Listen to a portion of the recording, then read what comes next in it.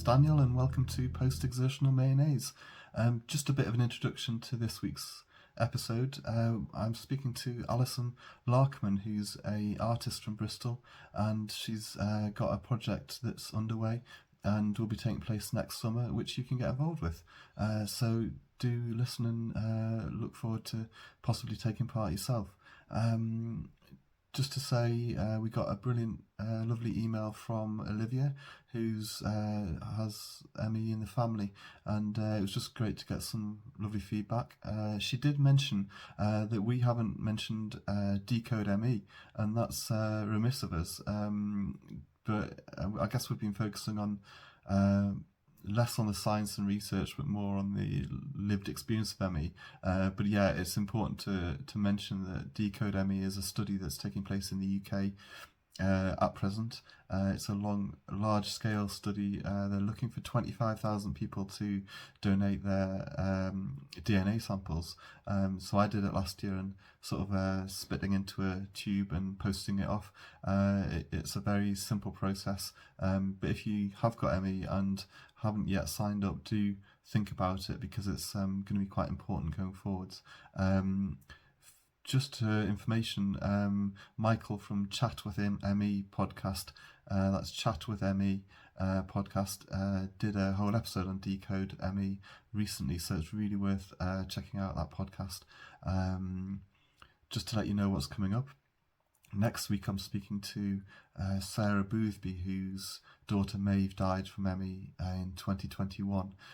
Maeve was writing a series of books before she died, or had plans for a series of books, but Sarah's going to read to us from the book that was just about finished before Maeve died. So it's one that you won't want to miss, and I'm looking forward to hearing Maeve's writings. So just to say, in this episode coming up, I did have a bit of technical problems, so we lost a little bit of the conversation with Alison.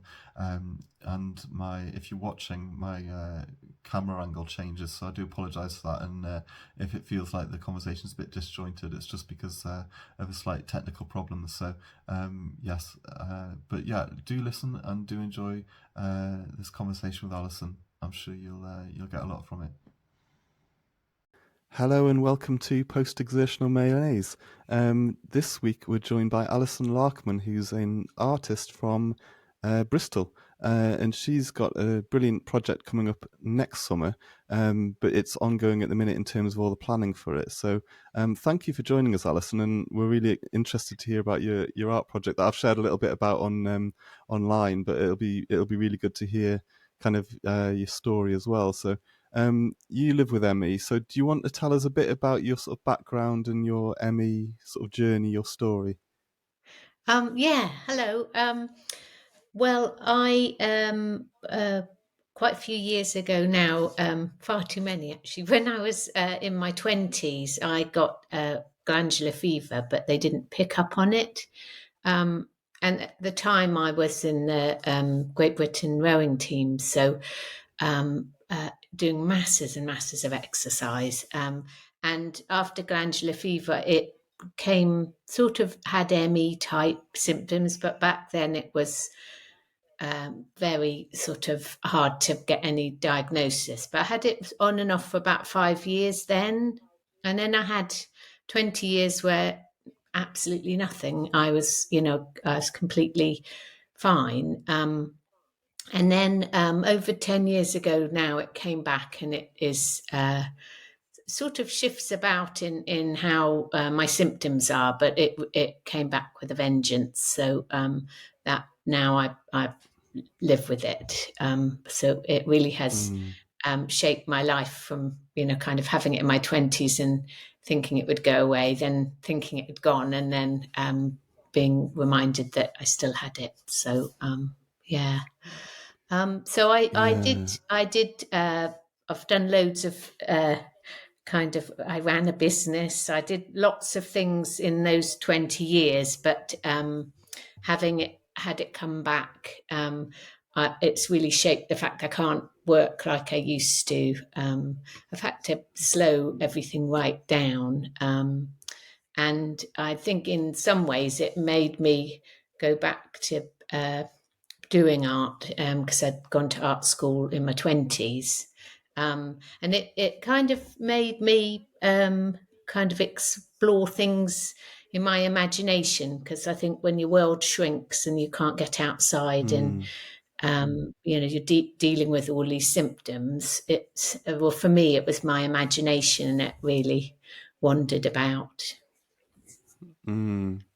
It's funny, isn't it? Because somehow it ME frees up space and time just naturally, because you have this sort of time in your hands, but also you don't have the energy to kind of do things that you would do in everyday life, like working and stuff. So in a funny roundabout way, it does free up time, but it doesn't free up energy, does it? So it's a Yeah. difficult balance, because you end up with these ideas and kind of sort of things that you want to do, but you're sort of constrained by that. So yeah, I love your I think it's your Instagram bio that says you suffer from both ME and enthusiasm, and it's a sort of a bit of a dangerous combination, isn't it? Yeah, I think what's interesting is that my initial art school taught me a really traditional way of doing art, and there was a right way and a wrong way, and I was going to be an oil painter, and I had very definite views on it. And when your life is turned upside down by ME, you have a very different view. You know, the rules have gone out the window, so in some ways I'm a lot freer in my mind, but as you say, I definitely suffer from enthusiasm. So I have a 5 meter Alice in Wonderland on the side of my house that I dreamt up this idea Wow. that someone might want to know where I'd gone, because I'm inside for uh, weeks or sometimes months at a time, and I thought, I wonder, where they think Mm. I go. So she's looking into a window in my house, and I just kind of assumed that you would, you just got a spray can and had to go. But luckily, I know a street artist, Stewie, and he kind of explained how it worked. But we did it together, and it was, Yeah. I held the ladder. um, but yeah, that was dreamt up while lying in my bed, thinking about things. Yeah, that's amazing, and it sort of it's brilliant that you've been able to kind of like sort of create something despite the frustrations, and you've been an installation artist as well. And can you tell us a little bit about your past installation work as well?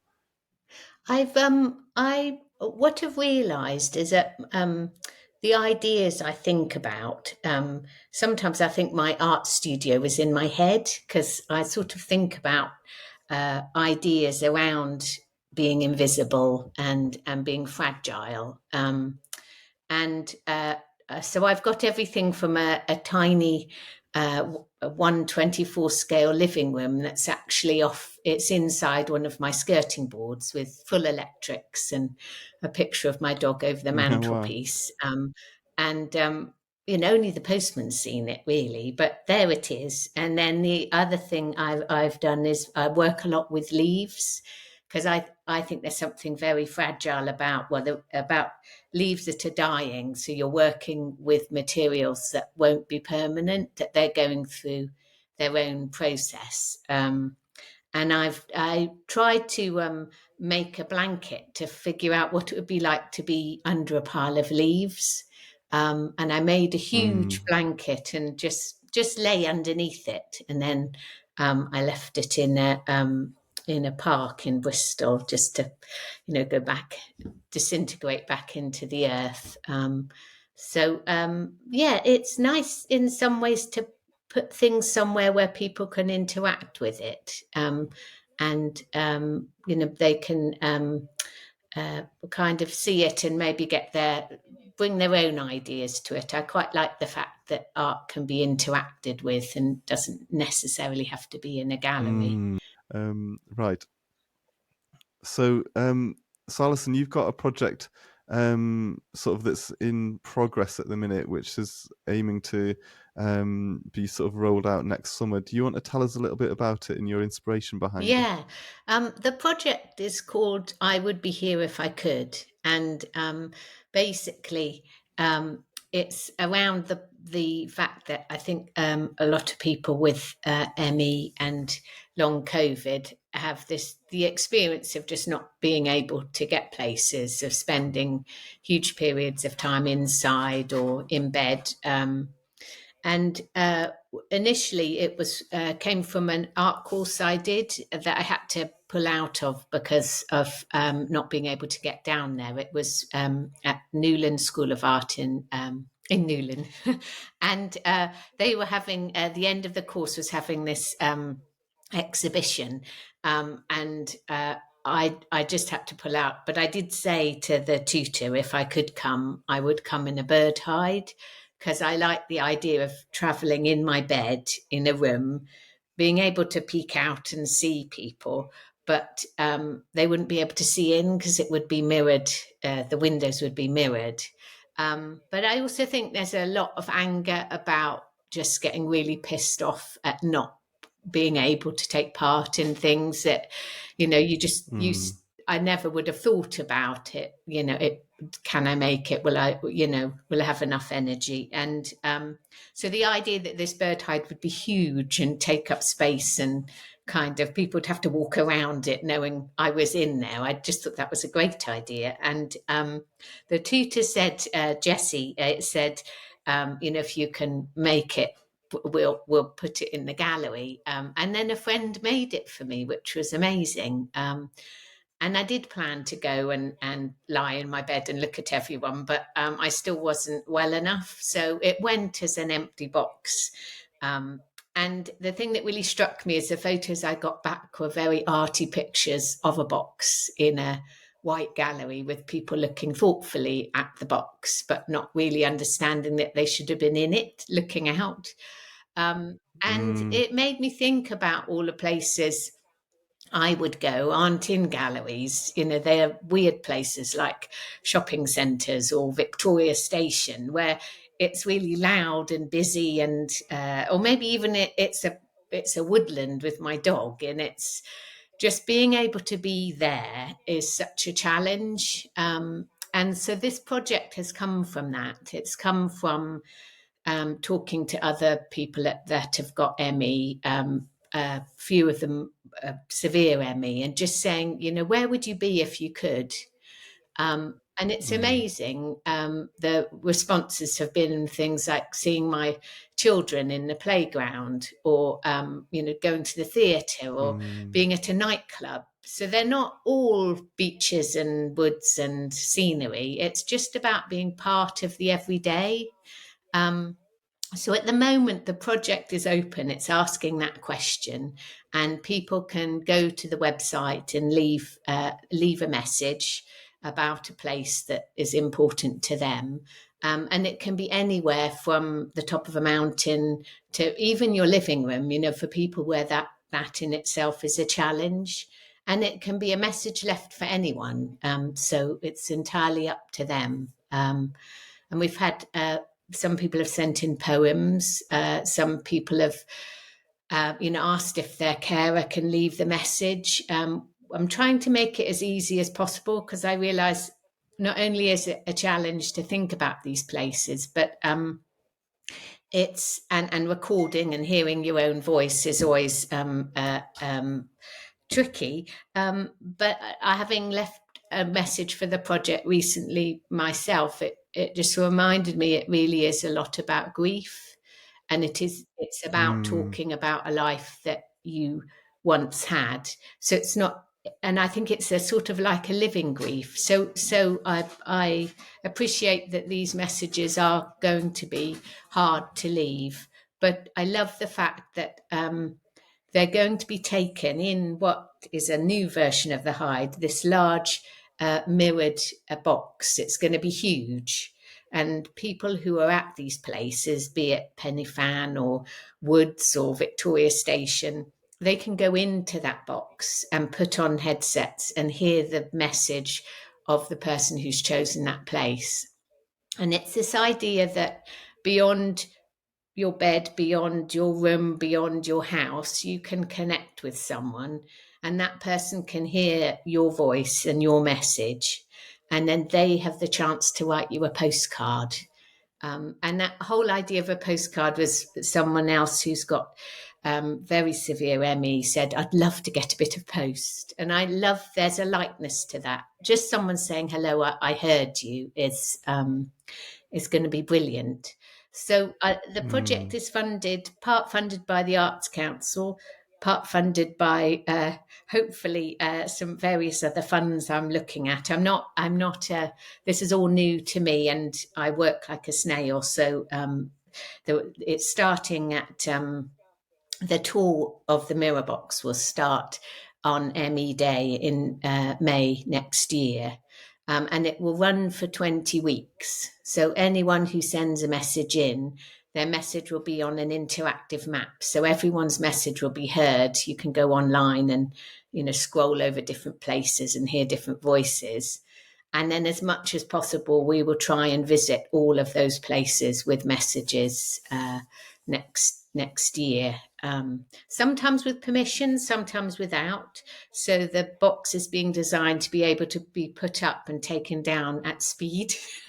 And it's also being designed to be able to go into a living room or up a mountain. It's being made in Bristol at the minute. And on Instagram, we posted up recently. We took a little model of it around Bristol just to see what will it look like with a mirrored box in the middle of the docks or city centre or something like that. So it's kind of like it's gone from being quite a small kind of a small idea in your mind that's just expanded into something that's going to be quite a significant project across the whole of the UK next summer, isn't it?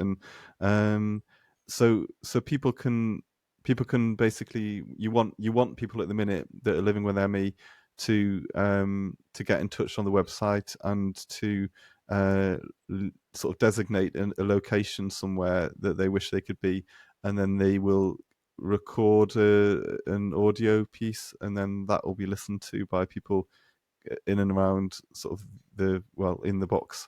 But it could be anywhere in the UK. So it sounds like it's going to be quite a massive undertaking to get the box in the place with the audio for that specific person in on a specific day. But you were saying you're not going to necessarily advertise where it's going to pop up because it'll just appear somewhere. I just love that idea of it. It's almost like pop-up art, isn't it? And for you, is it, what's the sort of core message behind it? Is it about the art in itself of this box that's kind of mysteriously appeared and the thinking around that, or is it the kind of like raising awareness, or kind of what's the kind of the core message for you, or is it a bit of everything? It's a funny one because having not come from a traditional art background, and also being someone where this is my lived experience as much as anyone taking part. I think it's a bit of both. I love the idea that to amplify the absence of people who can't be there, it's not going to be a quiet project. So it will be hopefully making noise, disrupting places. I can imagine all these climbers going up a mountain and there's a mirrored box in the way, and it's making people take notice. We were there once. And it's mirrored because I think reflecting the outside slightly makes it invisible, but when you step inside, it's a two-way mirror, so they become invisible. They are removed from that place just for the moment they're listening to it. And the person whose message it is, we will contact them so they know when the box will be there, and hopefully we will have photos. I don't know whether we'll be able to do a live stream to them, but that's all my enthusiasm. So I've got people in with techie brains thinking about how this could work. And we'll also, if they're following the project, we'll be letting people know when it's 25 miles away from your postcode. But other than that, I feel the Wow. idea that it's popping up allows it to have an element of surprise, to disrupt. And also that as a person, you don't have to have permission to go everywhere. So why can't we take up space? So I suppose Mm, there's sort of, mm. there is the art side, and there's artists have now started contacting me that also have ME that recently been contacted by a sound artist. And so I think it might have other things with it, but ultimately that message and the idea of it amplifying absence, I think, is so important, because it is. I think sometimes when you tell a story, you say about your condition in a way that people can hear. Sometimes if you're telling them exactly what it's like to be you, I always find I can feel people switching off and it's too much. They don't want to take it on. But if you tell them about a place that you love that you can't get to anymore, there's a question in the air of why can't you be there? And then there's a listening and a kind of Mm, engaging on that level. So yeah, it's mm, a lot of different things. And hopefully it's mm. open enough that people can feel that within their message they can say what's important to them.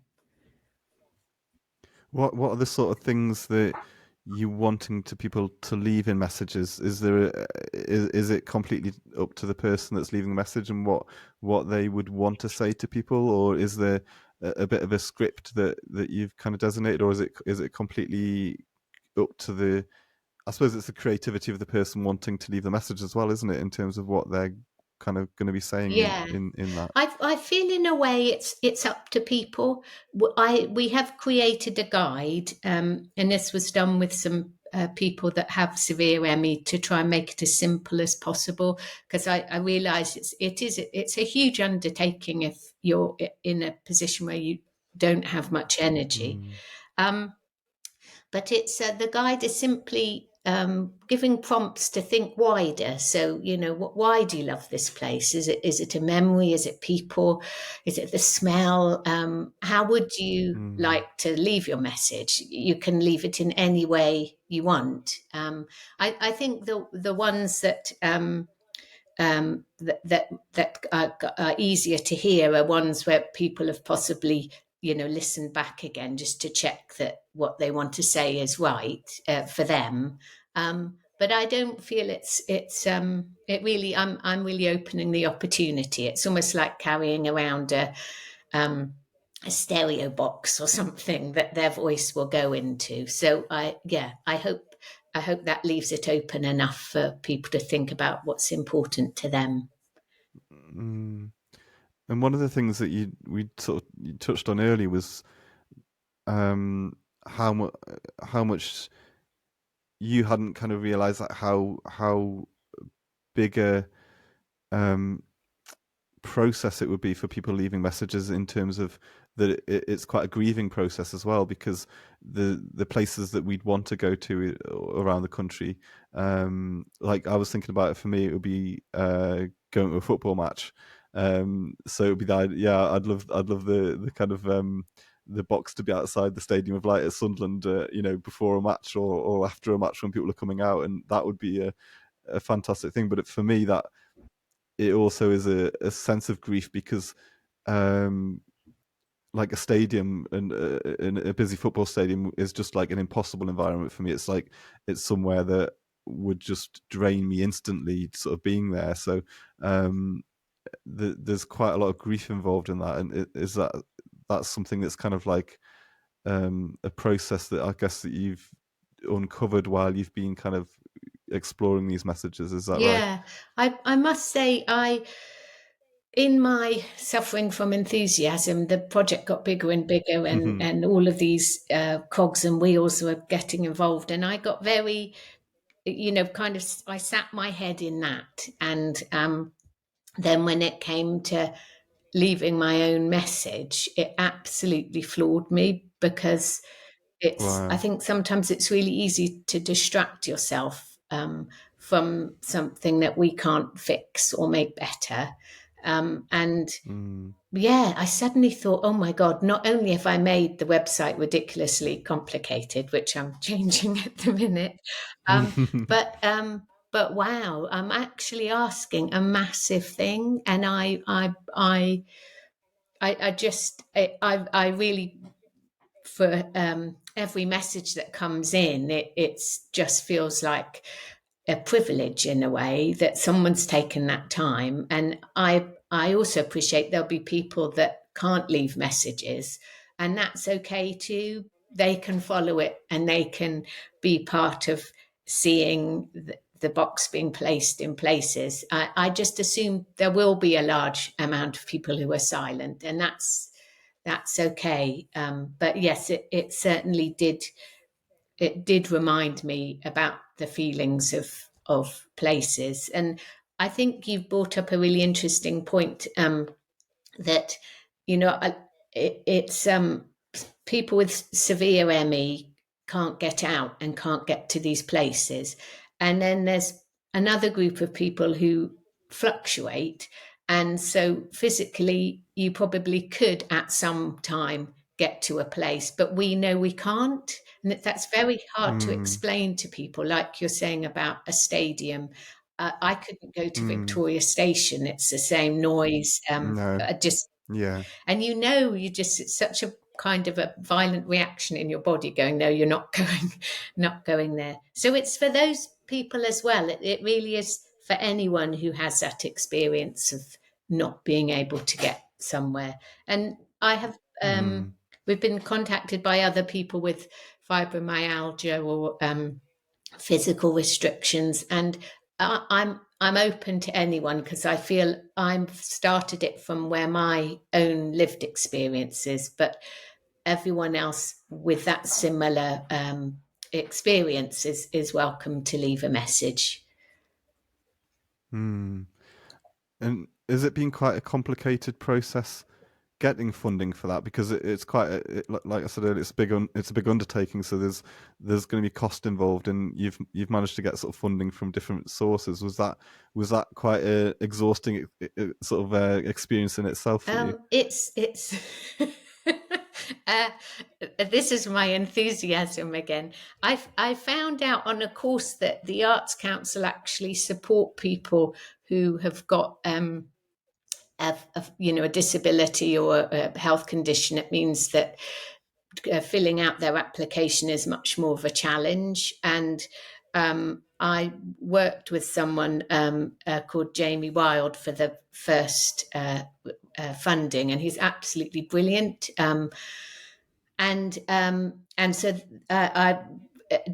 I'm currently reapplying for another project grant, which is a huge. I mean, it's I sometimes last year had about an hour of work in me a day. So in some ways, having it take a long time is due to the speed at which I can work. But what's brilliant is I've taken this idea back to all the people I used to work with. And I used to be a business consultant, and I'd drink cans of Coke or drink coffee and then go very manically to a meeting and then fall asleep afterwards. So having to be honest about who I am. Now I'm no longer bossing them around. It's amazing how many of them have come forward, how many companies are interested in this, in what I'm trying to do. And again, as I sit slightly out, not within a traditional art world, I feel like however it's going to get done, I'm so determined to take these messages that I'm not going to compromise.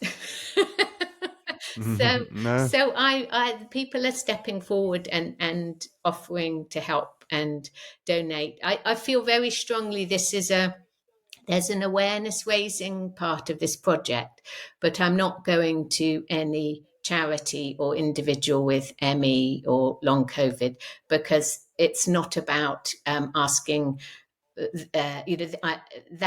Charities are doing their work about trying to solve it, trying to find a solution. So that's not somewhere I'm going to go. So it's my own wheeling and dealing that's going to make it happen. And I feel really strongly about that. And I guess, what do you hope that it achieves over the longer term? Because I guess this is going to sort of leave a bit of a legacy, hopefully, like in the art world. And are you hoping that maybe there's media coverage of it in different areas when it pops up and things? Is that something that you're going to try and sort of tie in? Yeah, I'm smiling because that is it. It feels egotistical, but I realised initially a PR company that I used to work with said, "Oh my goodness, this is so newsworthy. You know, it will be everywhere." And I told my other twin sister, I said, "Oh, this project will be everywhere," and she said to me, "Well, why do you want that? What's the point?" And I was thinking that's actually a really good point, because it's and then I thought about it and I thought, well, hang on a minute. I think it's actually, if the project made masses of noise, it's amplifying absence. If it went around and was a lovely little project and it ended up, in a small library or something with a case showing where it had gone, that's another thing entirely. But I like the fact this is going to be disruptive and loud. So yeah, I'm hoping that once it's out and about, it will grab attention, and it would just give it. I like the fact as well that things might go horribly wrong. You know, it might fall off the top of a mountain, and that will all be documented, and everyone, in their that's part of the community that's left messages or is following it, can actually also laugh, because it's not going to be perfect, but it's certainly going to make people realize we are still here. So yeah, but again, that's my enthusiasm. So we'll see how it goes.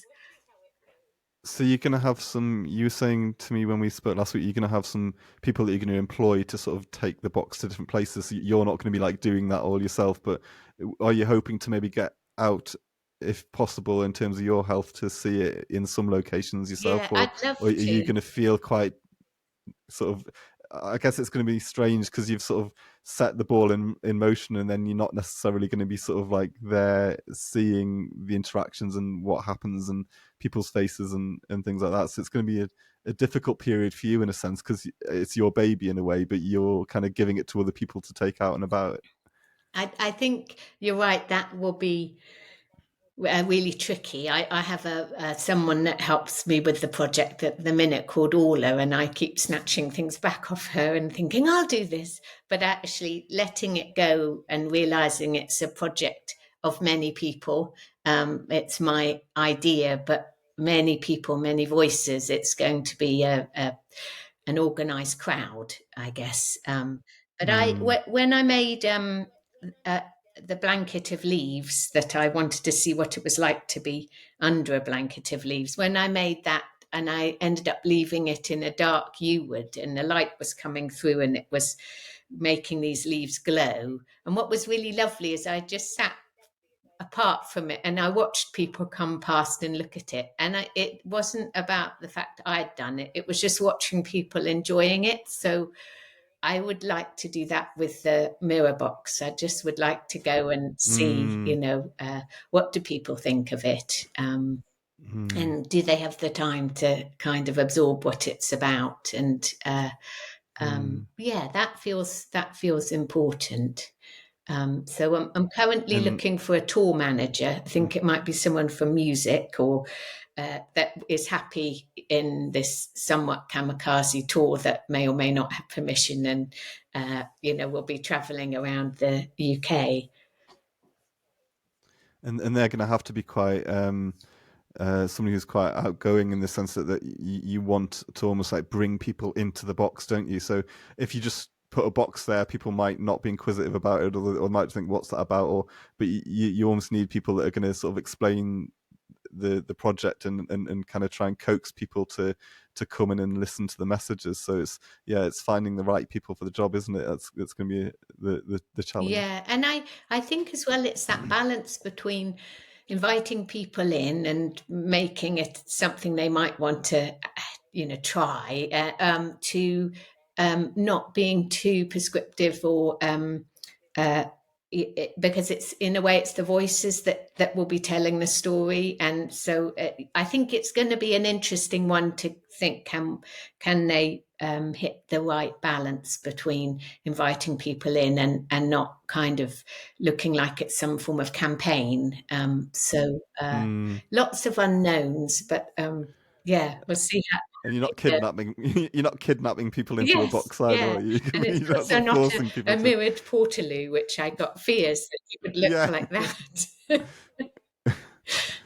Yeah, and I love the idea that I was explaining the project to my 12-year-old son this morning because he was asking about how the podcast was going, and I was saying I'm speaking to an artist today, and he was like, well, why is it a mirror?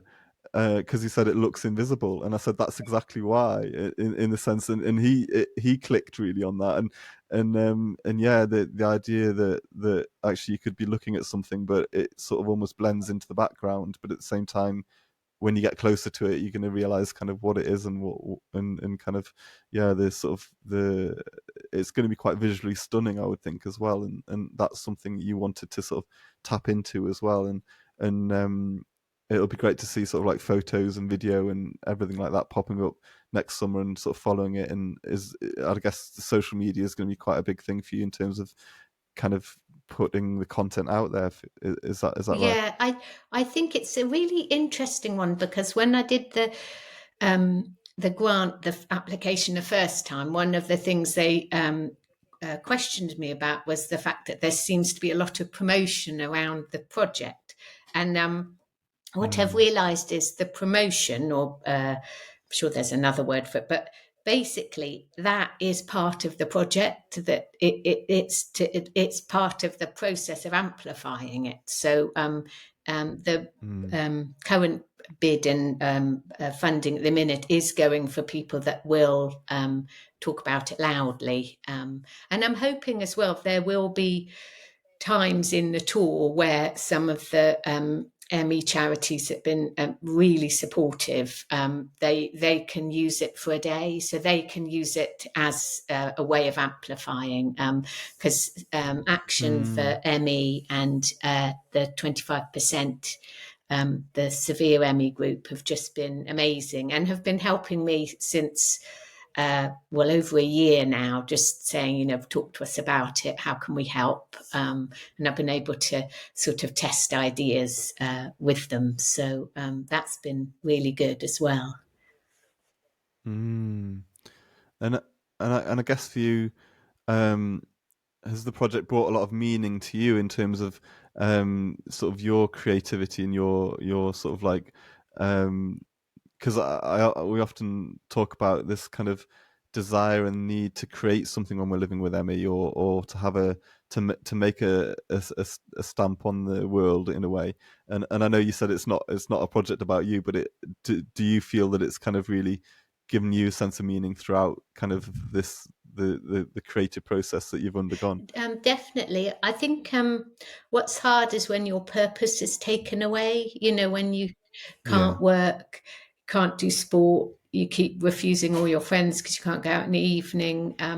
And this has given me masses of purpose. This is a thing I'm doing. Don't know what will happen when I finished it. I'll probably have another idea. But I would say as well, I think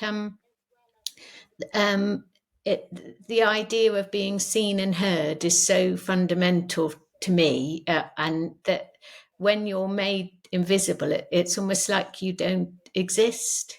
So maybe that's why it's a huge mirror box and why it's a national tour, because it's about shouting and waving from where I am. Yeah. Yeah.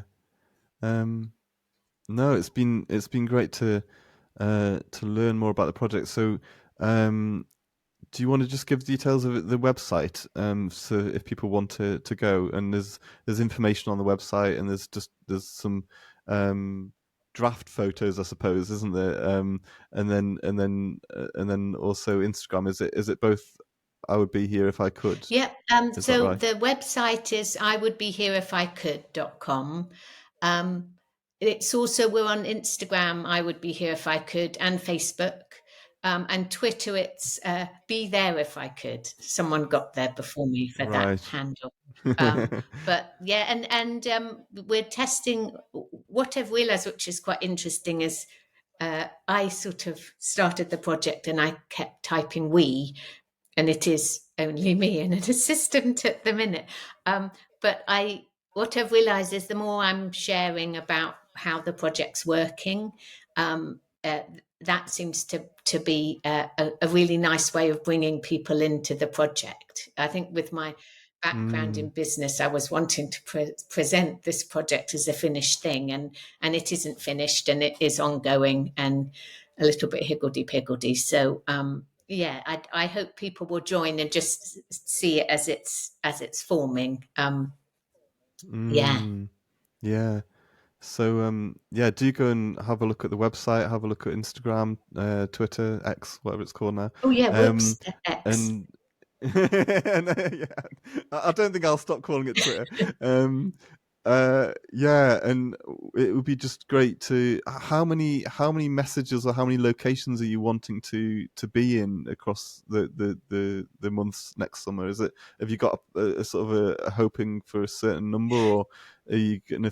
You don't want to be oversubscribed either, I suppose, but at the same time, you want enough kind of locations to make it work. Well, that's like that's such a good question, because to be able to price up how much I needed to apply for a grant for, I needed to know how many messages, but also how many places those messages were going to be in. So Yeah.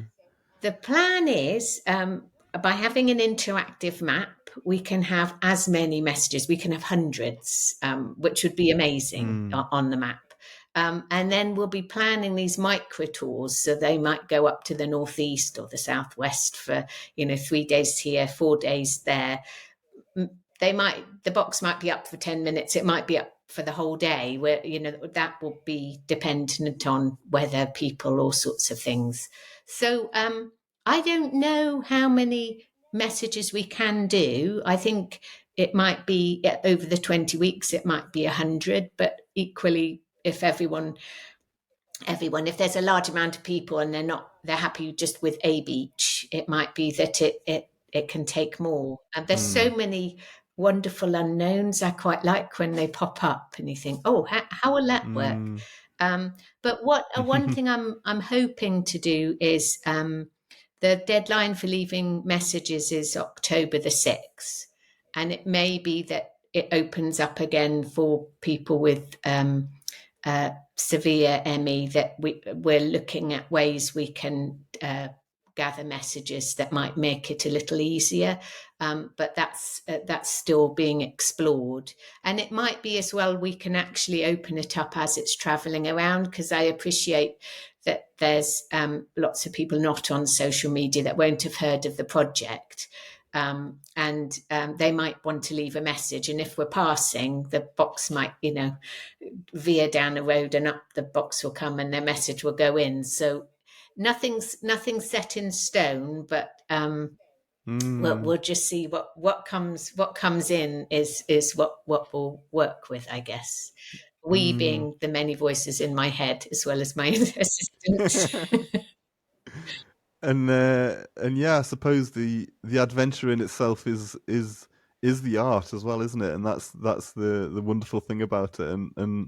And yeah, I'm really looking forward to sort of seeing how it progresses over the next summer. And one thing we talked about was maybe meeting up again for the podcast here, like next year, maybe when the project's underway or afterwards, and to get your thoughts on how it's all gone, because it'll be fascinating. And yeah, there's so many mixed emotions with it, isn't there? Because there is going to be a lot of it's going to be very poignant, and I think for people that are coaxed into the box to sort of to be faced with something like that in terms of actually what other people take for granted as an everyday thing, going to the shopping centre or catching a train or whatever, like you say, that's a very normal, ordinary thing for most people, or for a vast majority of people. But yet, there's those of us that are excluded from society in a really significant way, and that, I hope that people that maybe enter the box will be able to almost reflect on their lives and what they've got, and how there's those of us that are so distant from that, those abilities just to do something that seems quite simple. So there's so many facets to the project, isn't there? I love you sort of the way that you've kind of concocted something that's interactive, but it's art, but it's raising awareness, and it's so many different things, isn't it? And yeah, I think it's a great idea, and I'm really looking forward to seeing how it progresses over the next year. So yeah, anybody listening or watching, please do, if it's kind of caught your imagination as well, please do go to the website and sort of register or whatever. Do people register, or do they leave an audio message? Is there a sort of function for that? I'm changing the website because I had made it quite complicated, because I wanted to sort of make sure I could keep people up to date with the project. So as of next week, you can just go on. There's 3 simple steps about creating it. You can use a guide that's there. Recording it, there's a few little instructions about how to get the best recording, and it's all over phones. And then there's a form to upload it. Hopefully that will make it much, much clearer. I think it's easy. I think I got a bit carried away with the idea and then forgot about how, making it as simple as possible. So being my own guinea pig, I raised my hands and thought, oh my God, this is far too complicated. But yes, on the website. So as of next week, and we'll be doing a 4-week countdown to the initial deadline. So anyone can contact with questions as well. We'll try and make it possible for as many people. Well, thank you for your time. Was there anything you want to sort of say or kind of add into what we've already talked about? I've really enjoyed chatting about it. It's I think coming back and even just reporting on how people are responding to it will be the other half of the story. So I'd love to do that, and let you know how things are going. Yeah, we'll do that, and we'll catch up. Maybe next year, and I look forward to it. It'll be good, and it's an exciting project, and I hope as many people as possible do sort of buy into it and get involved, because it's going to be something quite special, I think. So, thanks for your time, Alison, and we'll see you next time. So, thank you. Thank you.